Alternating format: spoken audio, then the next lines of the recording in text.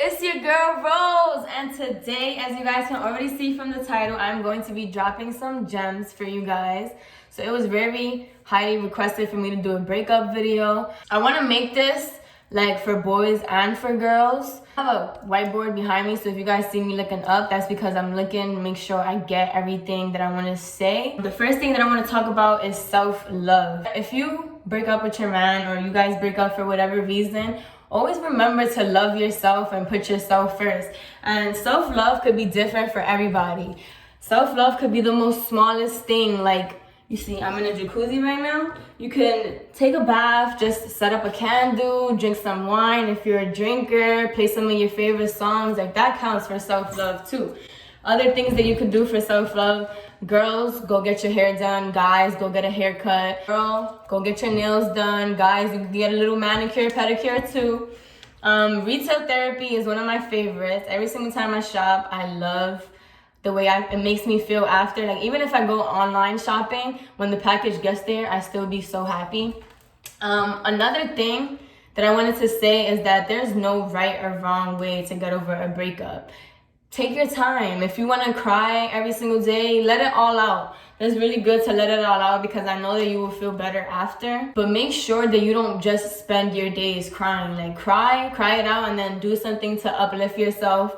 Like anything that I just named for self-love, or whatever self-love could be for you. Go to the gym, work out, get yourself tired. Pick up some extra shifts at your job, get some money. Money always makes people feel good. You definitely want to distract yourself and surround yourself around a lot of love, whether that's with your family, whether that's with your friends.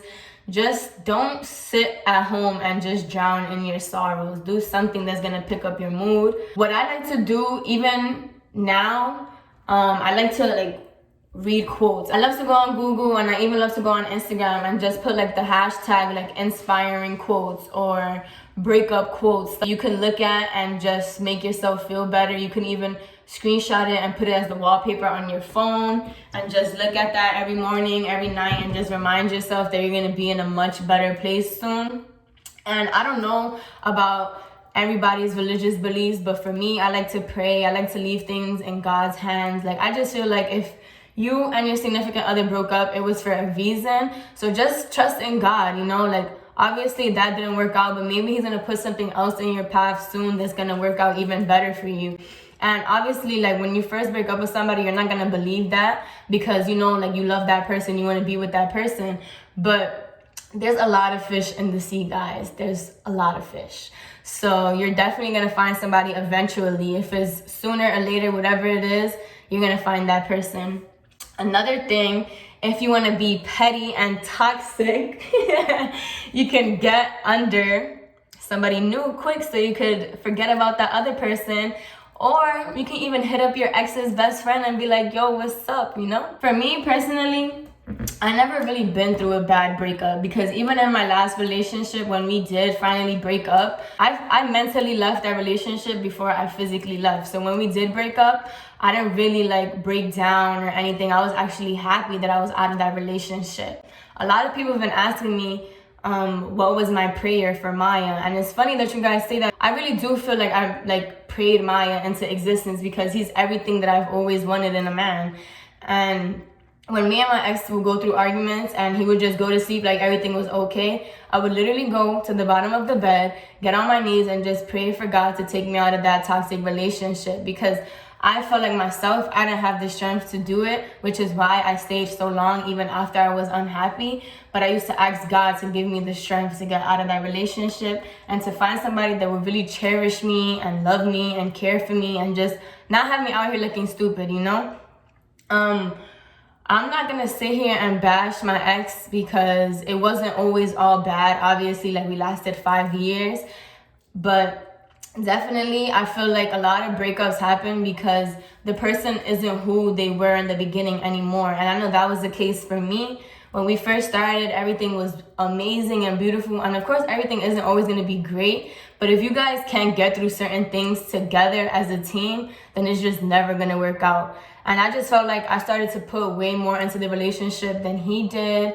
I'm a very adventurous person. So I'm not one to just be sitting in the house and just content with sitting in the house. I like to go out, I like to do things, I like to explore. You definitely want to make sure you find somebody that you guys can work through things together. Another thing, love isn't an ugly thing, but time can make love an ugly thing. So you want to make sure that you always keeping the relationship fun, and just don't let the love like get boring, or don't let the love die out. And what I mean by that is, if like in the beginning of the relationship you're always sweet, make sure you keep that sweetness up. Don't just be sweet in the beginning and then after 2 years, after 3 years, now you're not even telling your boyfriend or your girlfriend how handsome or how beautiful they are, because it's little things like that that make people feel good about themselves. I feel like my past relationship was toxic, but everybody has a different definition of toxic. I say toxic not because my ex was abusing me verbally or physically or anything, but toxic because things just weren't the same and he was okay with that. And the fact that he knew that I wasn't okay with it and he would still do the things he do, I felt like that was very toxic to me. The fact that I would sit there and talk to him and tell him everything that's wrong and he still wouldn't fix it, I felt like that was toxic. Everybody's definition of toxic is different. Toxic to people can be somebody that's cheating, somebody that's verbally abusing you. Another thing that I feel like was a big downfall in my last relationship was the fact that I know me, myself, I was very codependent on him. Like if I wanted to go do something and he wanted to stay home, then eventually I would just be like, fine, like I'll stay home too, whatever. Don't do that. Don't do that. That's a mistake right there in itself. If your significant other doesn't want to do something with you, you have to be so like content with yourself that you can still go and do that, whether they want to do it with you or not. If you never want to get to a point in your relationship where you make it a cycle that when they don't want to do something, you end up not doing it too. They should be able to respect that even if they're not going to do it with you, that you're going to do it by yourself. That just helps you become more like in love with yourself, more content with yourself, because you're not depending on somebody else to do something. Like you're gonna go ahead and do it whether or not they want to do it. That's really all I got for you guys, but if there's anything more specific that y'all want me to get more deep with, make sure you comment that down below. You guys already know what you gotta do. You gotta like, comment, and subscribe. You know I like to end off every video with a prayer. So I pray that everybody watching this video is in the best of health, as well as their family and their friends. Amen, and I will see you guys in the next video. Peace.